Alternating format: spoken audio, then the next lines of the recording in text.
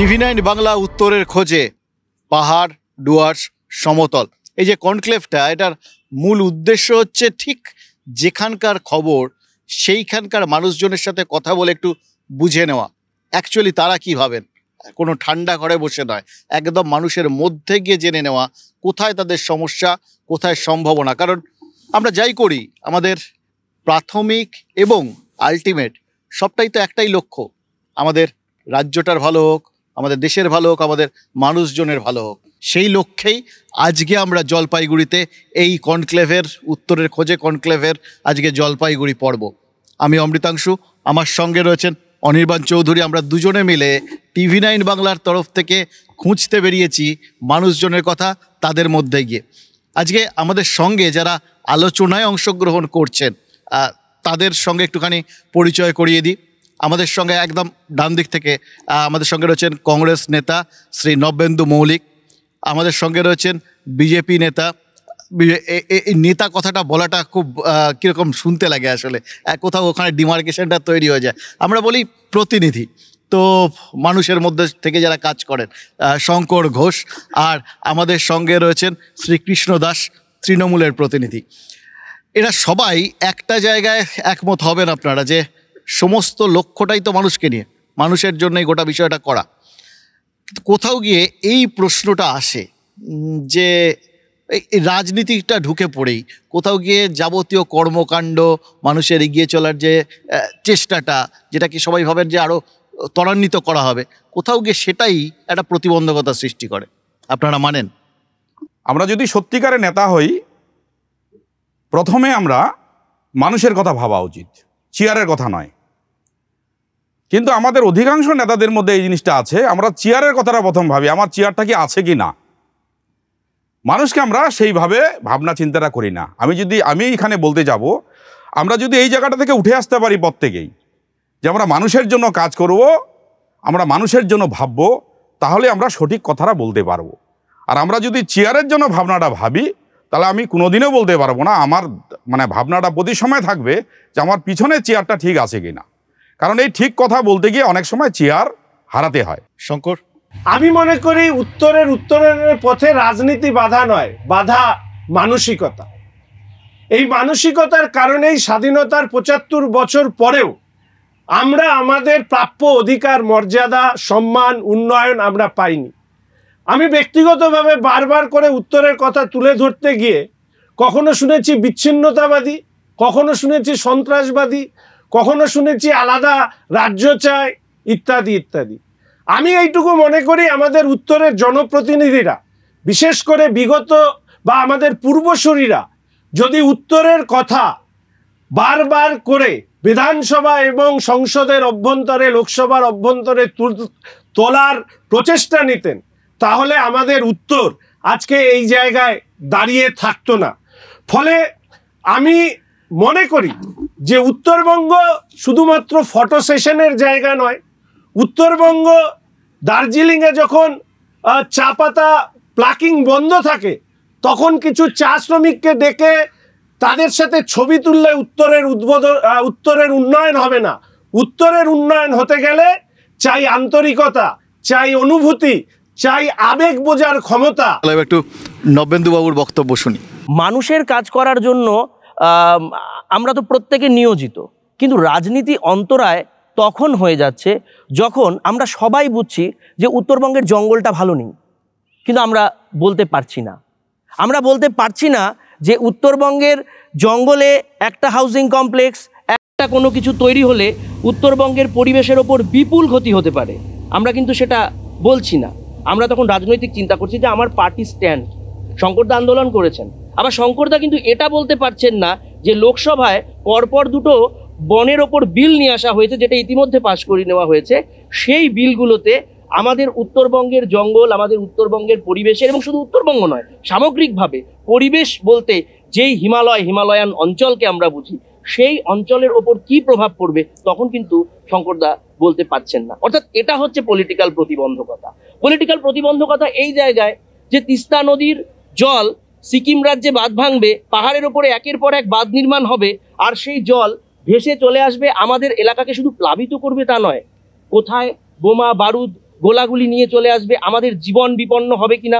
আমরা এটা বলতে পারছি না যে ব্রহ্মপুত্র অ্যাকশন প্ল্যানের সমস্ত টাকা অসম রাজ্যে খরচা হচ্ছে, কিন্তু প্রণব মুখোপাধ্যায় সেটাকে করেছিলেন যাতে তার ভাগ তিস্তাও পায়, কারণ তিস্তা ব্রহ্মপুত্রের অববাহিকার মধ্যে পড়ছে। কিন্তু আমরা একটা তিস্তা অ্যাকশন প্ল্যানের কথা বলতে পারছি না, যে তিস্তাকে বাঁচাতে হবে, তিস্তার জন্য কাজ করতে হবে, সে কথাটা আমরা বলতে পারছি না। আমরা কিন্তু শুধু বলছি এ আমায় দেখ, ও আমায় দেখ। 19-এর লোকসভা নির্বাচনের আগে মাননীয় প্রধানমন্ত্রী এই ডুয়ার্সে উত্তরবঙ্গে এসে চা বাগানের জন্য অনেক প্রতিশ্রুতি দিয়েছিলেন। এখানে চা বাগানের নেতারা রয়েছেন, তারা বলবেন। কিন্তু কি পরিস্থিতি, একটি চা বাগানকেও কি অধিগ্রহণ করার উদ্যোগ কেন্দ্র নিয়েছে? নেয়নি। ঠিক একইভাবে মাননীয় মুখ্যমন্ত্রী সম্প্রতিও এসেছেন, তিনি বারবার আসেন, তিনি ঘুরতেই আসুন, তিনি কাজ করতেই আসুন, যেভাবেই আসুন, কিন্তু তিনি যে উদ্যোগ নিয়েছেন সেই উদ্যোগও কিন্তু প্রশ্নের বাইরে নয়। কৃষ্ণ বাবু একটা খুব গুরুত্বপূর্ণ কথা বলেছেন যে পার্টি অনুশাসন, শৃঙ্খলা, তার জন্য অনেক কথা বলা যায় না, আর চেয়ার চলে যাবার একটা ভয় থাকে। অবশ্যই পার্টি অনুশাসনের জন্য হয়তো মুখে বলতে পারলেন না, তো কাজটা নীরবে করে যেতে বাধা কোথায় হয় রাজনীতিবিদদের? শঙ্করবাবু আজকে যদি বিজেপির কিছু কার্যকলাপের কথা বলে, উনার চেয়ার থাকবে না। আমি যদি আজকে তৃণমূলের বিরুদ্ধে কিছু কথাবার্তা বলি, আমার চেয়ার থাকবে না। এই যে ভয় আমাদের, আমরা তো ভালোবাসি বেশিরভাগ পাওয়ার কার? পাওয়ার জনগণের, পাওয়ার আমার নয়। গ্রামের লোক বেশি কথা বলতে গেলে বাম আমল অ্যারেস্ট করে নিয়ে গেছে পাহাড়পুরের লোককে। এই যে মানসিকতা, এই যে ক্ষমতার অপব্যবহার, এটা যতক্ষণ আমরা দূর করব না, যে রাজনীতির দলে করি, আমরা ভালো ভালো কথা বলে ভোট নিতে পারি, মানুষের কাজ করতে পারবো না। শঙ্কর, উনি যেটা বললেন সেটা তো খুব সত্যি রাজনীতিকদের জন্য এটা খুব ওপেন কনফেশন এবং একটা খুব বড় চ্যালেঞ্জ, কিন্তু যে কোনো জায়গায় নিজেদের পার্টির অনুশাসনের বাইরে গিয়েও মানুষের কথা বলা সম্ভব হয় সেটা? প্রথম কথা, আমি খুব ছোটবেলা থেকে রাজনীতি করি। যখন এমআইসি ছিলাম, অ্যাডমিনিস্ট্রেটর ছিলাম, তখনও একটা স্কুটি নিয়ে ঘুরতাম। এখন এমএলএ হয়েছি, এখনও একটা স্কুটি নিয়ে ঘুরি। আমার খুব একটা বড় সড়ো চেয়ারের দরকার হয় না, আমি আমার মতন ঘুরি এবং মানুষের কথা বলি। দাদা কৃষ্ণদার কথা শুনে আমার যেটা মনে হয়েছে, আমার তাহলে আন্তরিকভাবে এই আহ্বান থাকবে যে উত্তরবঙ্গ সবল হোক। সবল হোক এই কারণে, ভালো কথা নিয়ে নয়, যুক্তি দিয়ে আমি আমার মতকে প্রতিষ্ঠা করতে চাই। এখানে আপনারা সবাই আছেন, আমার হয়ে হাততালি দেওয়ার জন্য আমি কাউকে আনিও নি, আমার দরকারও নেই, আমি একাই এসেছি। আমি শুধু এইটুকু আপনাদেরকে বলছি, একবার বুকে হাত দিয়ে বলুন তো, সারা উত্তরবঙ্গে একটা নিউরো সার্জন আছে? ওয়ান নিউরো সার্জন আছে? এখানে কেউ বলতে পারবেন? আমাদের সবাইকে যেতে হয় কলকাতা বা দক্ষিণ ভারতে, কেন আমরা যাব? আমি বলবো নিউরো সার্জন শিলিগুড়িতে কয়েকটা আছে, কেন চাকরি ছেড়ে দিলেন? মেডিকেল কলেজে পড়াশোনা করার পরে শঙ্করদা কয়দিন আন্দোলন করছেন, এখন বিজেপি আপনি ক্ষমতায় আছেন, কেন এই ব্যাপারে বলেন না দেশের মধ্যে আইন পরিবর্তন করা হোক, যেটা সার্বভৌমত্ব ক্ষমতা একমাত্র আছে দেশের, যেটা করতে পারে প্রধানমন্ত্রী।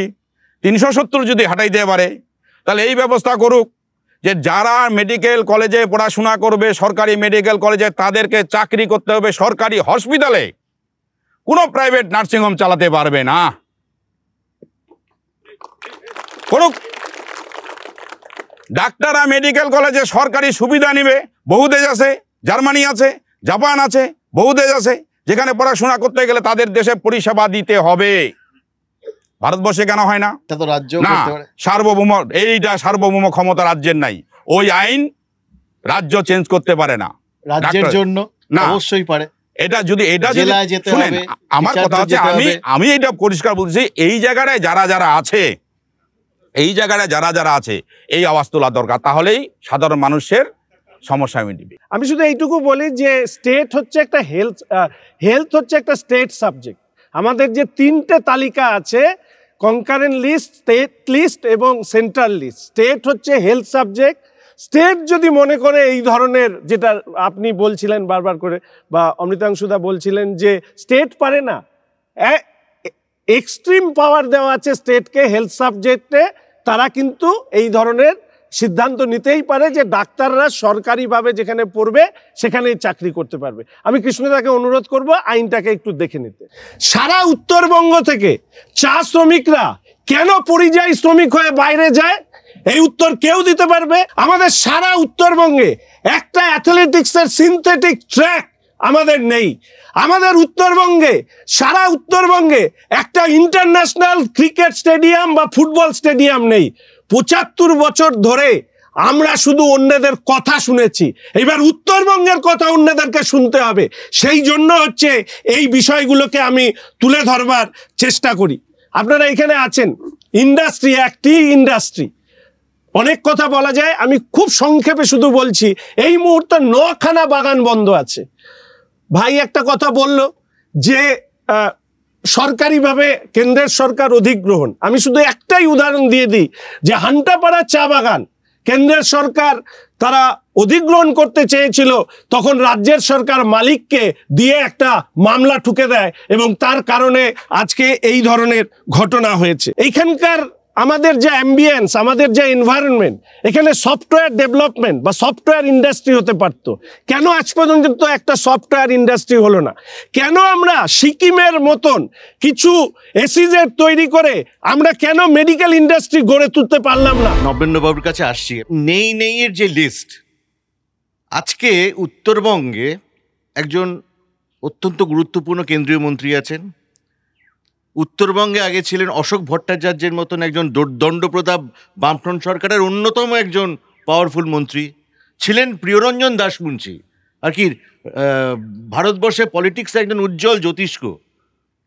তো তারা তো ছিলেন, তো তারা কি কিছুই করলেন না? এটাতে জাস্ট অ্যাড করে দিচ্ছি, মানে যে সময়টা আমরা, এটা ৩য় বছর আমরা উত্তরবঙ্গে কনক্লেভ করছি, উত্তরবঙ্গ বঞ্চিত, অবহেলিত, এটা গত 2 বছর ধরে আমি শুনে এসেছি।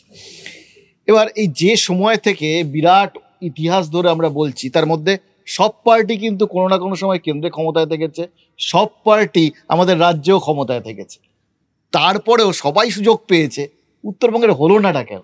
নিশ্চয়ই কিছু হয়েছে, তো হয়েছে।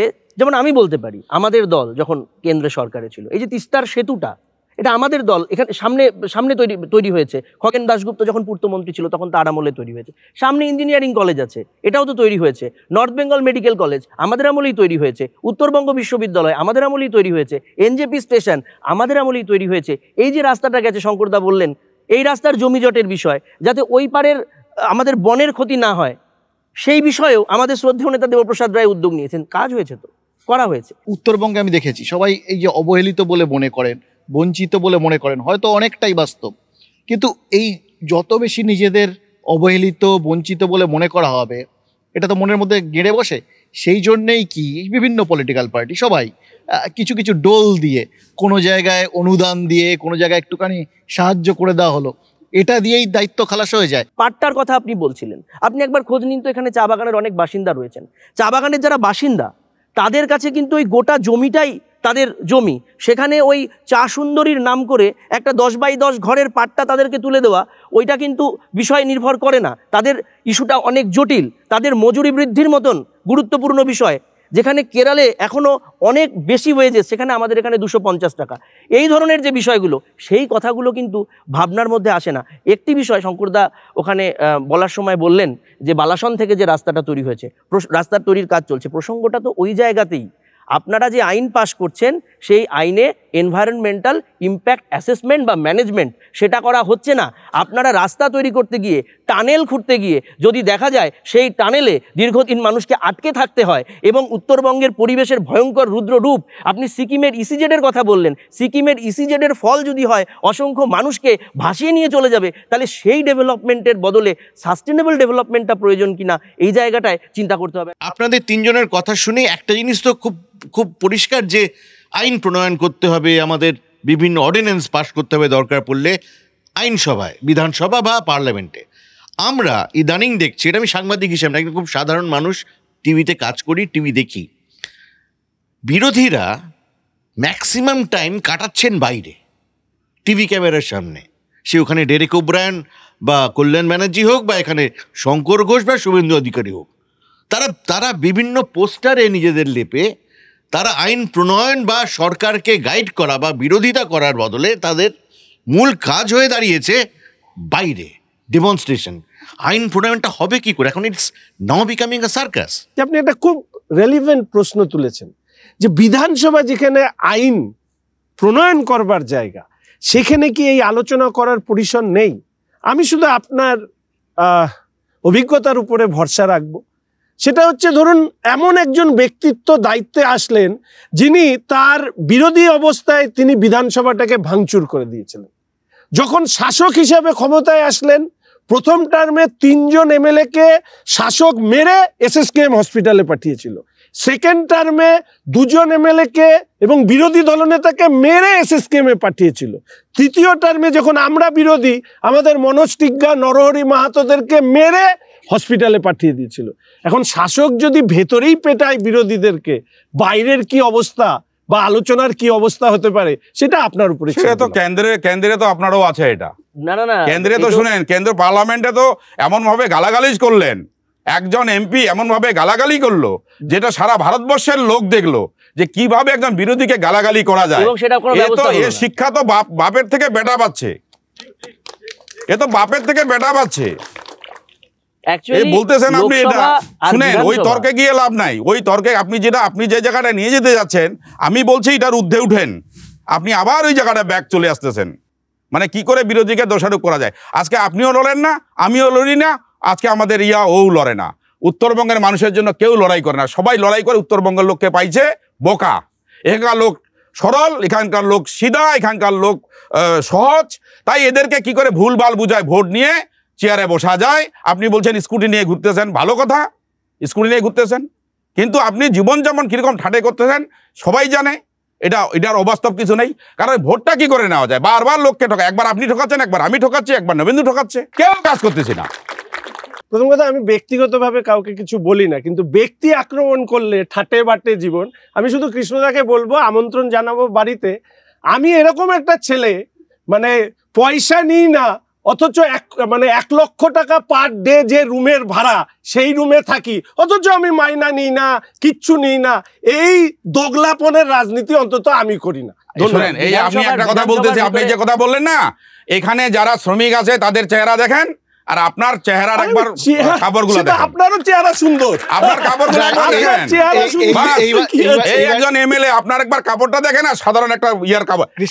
আমার আছেই, কৃষ্ণদা, আমার আছেই। শঙ্কর, নবেন্দু, অ্যাকচুয়ালি আমাদের টাইম আমি বলিনি আমি স্কুটি নিয়ে ঘুরতেছি। আমাদের একটা জিনিস আমরা দেখলাম, বলিনি আমি কোনো খারাপ কথা, আমারটুকু দেখেন একটা লেভেলের চেহারা দেখেন। বলবো, আপনি যেটা পার্লামেন্টারি ডেমোক্রেসির কথা বলছেন, যে ভিতরে আলোচনা হচ্ছে না, সেটা যেমন পার্লামেন্টের ক্ষেত্রে প্রযোজ্য, সেটা একইভাবে বিধানসভার ক্ষেত্রেও প্রযোজ্য। শুধু একটা জিনিস শঙ্করদা যেটা বলছেন, আপনি বললেন যে মানুষ কোথায় যাবে। এই উত্তরবঙ্গের মানুষ গত লোকসভা ভোটে 7টি আসন বিজেপিকে দিয়েছিল, বিধানসভায় সবচেয়ে বেশি আসন বিজেপিকে দিয়েছে, তৃণমূল রাজ্যে সরকারে আছে। তারপরেও যদি দেখা যায় যে বল ছোড়াছড়ি, একজন বলছে 100 দিনের কাজের টাকা লুট হয়েছে, আরেকজন বলছে যে এই রাজনৈতিক জায়গাটা একটু ঊর্ধ্বে উঠতে আমরা চেষ্টা করেছিলাম, উঠতে উঠতে হবে, তাই জন্যই বলছিলাম, তাহলে মানুষ পরিষেবা পাবে। এই টোনে আজকে শেষ করতে চাইবো এই অনুষ্ঠানটা, যে এখানকার মানুষজন নিশ্চয়ই আলটিমেটলি কেউ, প্রত্যেকে বিভিন্ন মতবাদের হয়তো বিশ্বাসী, কেউ বিজেপি, কেউ সিপিএম, কেউ কংগ্রেস, কেউ তৃণমূল, কিন্তু সব কিছুর বাইরে সবাই কিন্তু চান যে উত্তরবঙ্গটা ভালো থাকুক, তার মানুষগুলো ভালো থাকুক। আমরাও ঠিক এটাই চাই। আপনাদের অনেক ধন্যবাদ 3 জনকে।